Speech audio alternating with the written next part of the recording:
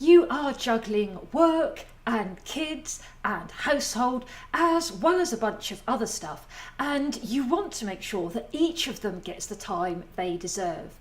In this video, I'm going to show you the time blocking method for taking control of your time so that you are confident that you will get to each and every aspect of your life in turn by the end of each week.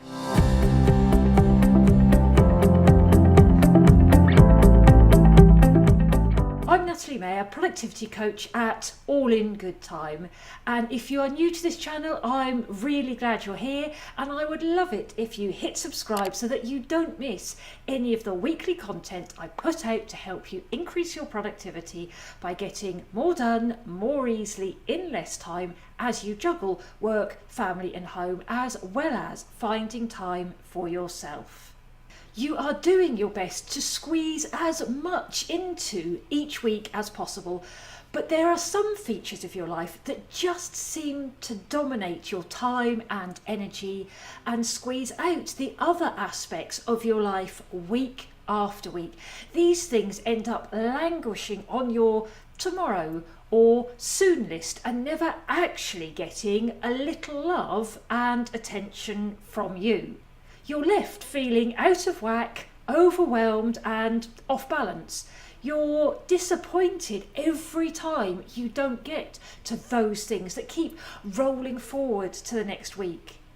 You start to begrudge the number of hours you spend on those dominant areas and resentful that you aren't getting to those other aspects that would round out your life. With 168 hours in the week, shouldn't it be possible to carve out a few hours for each area of your life so that you really start to feel like you have some balance? As someone who runs their own business, has 3 kids and a husband, runs the household, helps out at Scouts, loves yoga, reading and catching a bit of TV, etc., I know that the struggle is very real. I also know that calendar blocking or time blocking is a super powerful way to take control of your time, but also a super flexible way to roll with the punches when life decides to throw a curveball your way. I'd like to take you behind the scenes and show you how to time block effectively, quickly and easily. You will then be able to map out your own ideal week and, just as importantly, see how it isn't an inflexible, unrealistic schedule that boxes you in. After you see how simple and flexible time blocking is, you will be excited to see how easy it is to take control of your time and make sure that you do have time for everything that you really want to do. So here we are inside a spare Google Calendar account that I have so that I can show you how to build this up from scratch. We've got the full day, full week, full month, full year ahead of us in this view, and that throws up a couple of issues that won't help with your time management, with your productivity. The first is that Parkinson's law is that tasks expand to fit the time available. So if you don't put a limit on how long you can spend doing a task, there is the temptation to do one more tweak, one more change, and just to get it more and more and more perfect. But there is usually a cut-off point where you've done it to a standard that is more than good enough. So by putting in a deadline, by putting in a time block, when you hit that limit, it's like, right, I've done enough. The other reason why time blocking works so well is that we can very easily underestimate how long it takes to do things. And initially when you do time blocking, you may well find yourself doing this. But the more you time block, the more conscious you become of your time and the more realistic your time blocks will become. Because when we underestimate how long it takes to do something, we end up over-committing.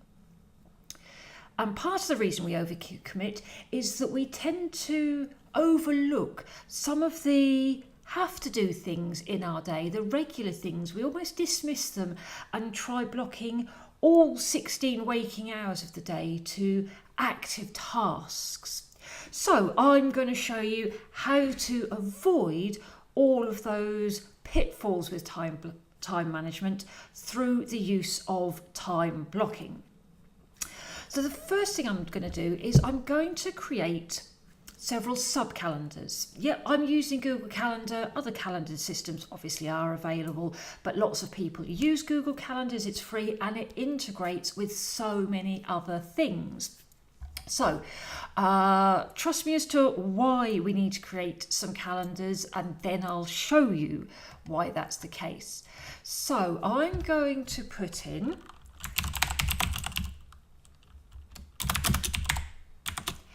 a calendar that's for me, for my time, for my activities, and it's just creating that.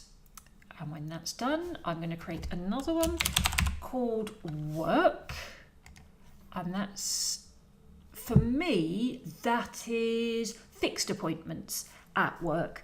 And then I'm going to put in tasks, create, and then I'm going to put one last one in for this. So it's still, there you go, family, and that will be enough to show you how these all work together.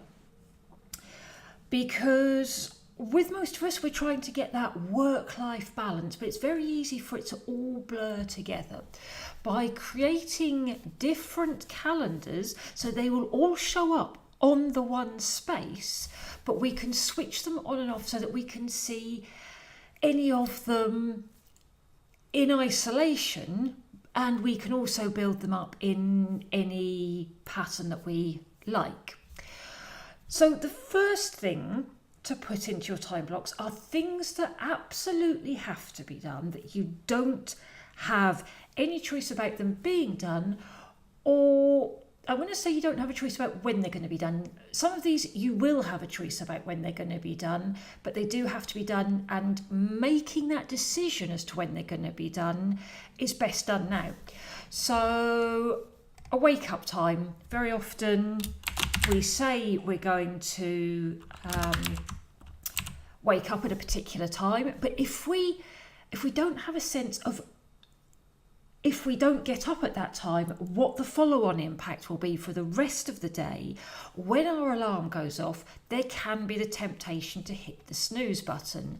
So I'm going to put this in for 5:45 because that's when I choose to start my day. I am in no way suggesting that's when you need to start your day. Some of you will be early birds like me. Others will be more night owls, and 5:45 fills them with fear. Now, I could do this just every weekday, or I could do it daily.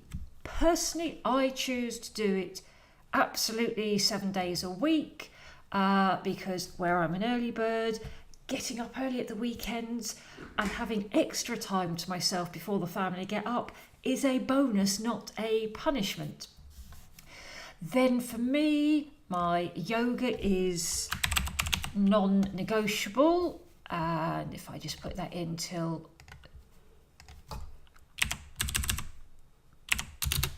6:45, save. Oh, I haven't done that for every day. Edit, daily, save. So that for me, apps. Outside of that, let's have a look. Monday 12 to 1. Something that a lot of people overlook is getting a bit of space in the middle of the day. Study after study shows that a break will make you more productive. You're not losing an hour of work time. I'm going to put that on weekdays. It's less rigid at the weekend. But that, for my working day, works well. Save. And then for me, from 3 till 7:30, I'm going to put childcare / household. I can get a bit of housework done, I can run errands, I can ferry the kids backwards and forwards, I can get dinner cooked. And again, I'm going to put that weekdays. So now, rather than thinking we've got all day to do our task list, we can start to see that actually we haven't got all day. Now, as I say, I separate out work and tasks. Work is much more for fixed commitments, so things like client calls, things like live trainings, things like appointments with my assistant. So these are things, yes, client calls could be rearranged, but I consider these as only to be rearranged if I'm ill or one of the kids is ill or something like that. Whereas tasks, much more easily moved around without letting anyone down. So if I take work, I might go, right, well, I know I always do a Facebook Live, and this will nicely show you. So Facebook Live and I'm going to put this on the work calendar. And that'll just be a quick hop on. Save. And I would probably actually in there, I would put the title of that week's topic. But it immediately makes it obvious that I've overcommitted myself. So I need to decide, am I going to do the Facebook Live a little bit earlier? Or am I going to move my lunch back a little bit? But it stops me overcommitting and getting to the end of the day and wondering why I didn't get everything done.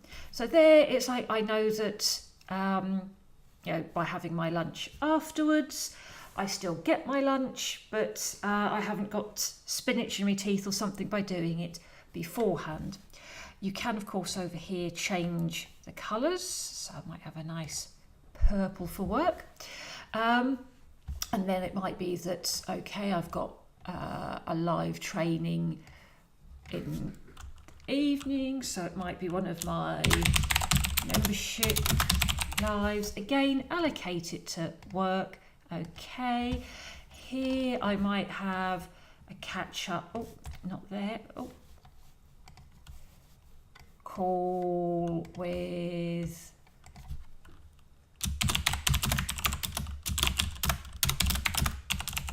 my assistant. Again, I'm going to put that into work. Save. So there we can see those fixed appointments, and it might be that on Friday I have a client call here, client A, save, and I might have another client call over here.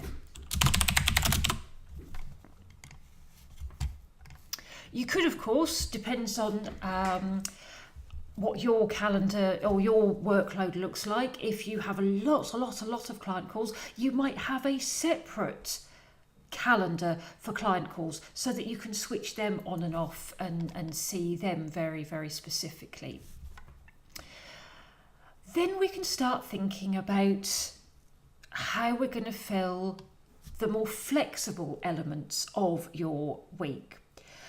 And with 168 hours, there should really be time to have a little bit time for all aspects of your life. Now, the trouble is that we tend to kind of go about this a little bit back to front because there's probably a couple of areas that do dominate that 168 hours. So probably family, household and work. They're usually the two biggies. And because they are such biggies, we tend to want to put them into the diary first. But going back to Parkinson's law, where everything work expands to fit the time available, if we put those in first, the work will expand to fit the time, and then we'll go, oh, I've run out of time to see me mates, I've run out of time to go to the gym, I've run out of time to have date night. So rather than putting those big categories in first, let's look at some of those smaller categories that might otherwise risk being squeezed out. And then work backwards, and then we'll see how much time we've got left for work and for family. And because it's so flexible to do that in an electronic calendar, if by the time we've put in hanging out with your mates, date night with your husband, going to the gym, spending time with your kids, doing some voluntary work, etc., then if we've overcommitted to that, we can then start saying, okay, where am I going to pull back? So you can see that I've actually already put yoga in. For me, that's a complete non-negotiable. But okay, Friday nights, that is when I go out and see my mates. So 8, I won't make it too much of an 8 night. And that's in my category, meet me mates. And we'll make that every Friday. Save. And I had the family one in here as well. So for on my real life diary, over here I would have family, escapes, save. And then over here I'd have family, scouts again, because different kids go to different scout groups. And then we'd have 6:30 to 8 cubs, and so on and so forth.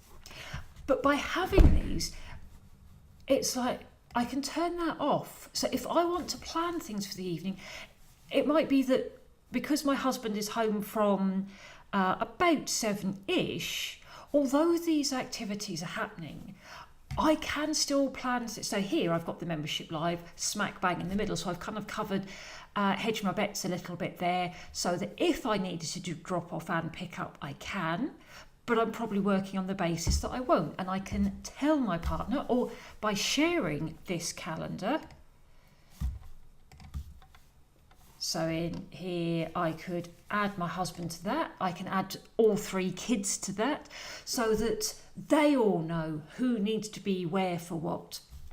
Then we can start. Okay, I haven't sort of fully planned this out, so I haven't kind of gone, well, here's getting kids to school, etc., which I would probably want to do. Then I can start seeing, the blocks of time that are left. So if I consider my working hours as 9 till 3, I can see I've got a 9 till 11 slot and a 1 till 3 slot. And I will know that actually, if I've got a client call, I need a little bit of white space between activities. So really, I've only got an hour and a half. So I will probably break that down into 2 45-minute, and I'm going to put this in tasks. So it might be write blog post, and then to keep the sort of mindset and the batching, I might create images and upload to WordPress. So I'm getting quite granular at this level. So whilst the other things that we've done so far were very generic, they're the things that repeat a lot, we're getting increasingly specific. So we've got the fixed appointments. Then we're looking at what's going to go into it.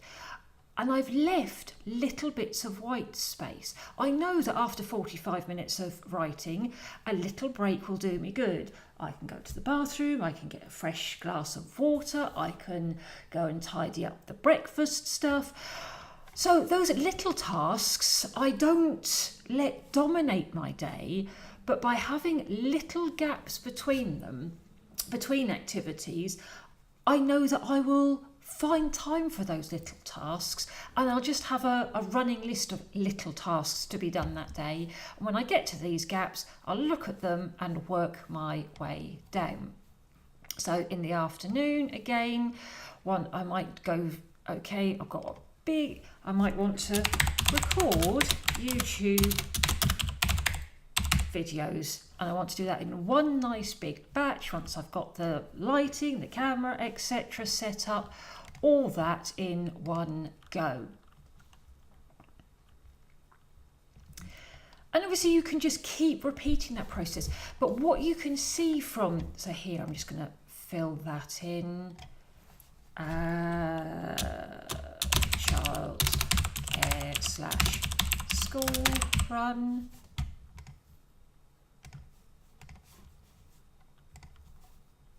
custom, weekday, save. So what you can see is that I have got a sensible amount into this day. I've got the big tasks planned into my big chunks of time. I've not overcommitted. I've got gaps to do little tasks and refresh my brain. And I can see what's coming up ahead so that I can continue planning it out. I'd love it if you shared in the comments, how do you currently organise your time? How can you see time blocking helping you use your time more intentionally? If you found this video useful, then please do hit the like button and let me know what your biggest takeaway was. Be sure to subscribe for new content every single week that will help you juggle work, family and home, as well as find time for yourself by increasing your productivity and helping you get more done more easily in less time. In the meantime, you can join my email subscribers who get access to my productivity resource library, or you can join my free Tuesday trainings over in the Facebook group. You'll find links for both of those in the description. And if you know someone who could benefit from watching this video, then be sure to share it with them. Thank you so much for watching, and I'll see you on the next video.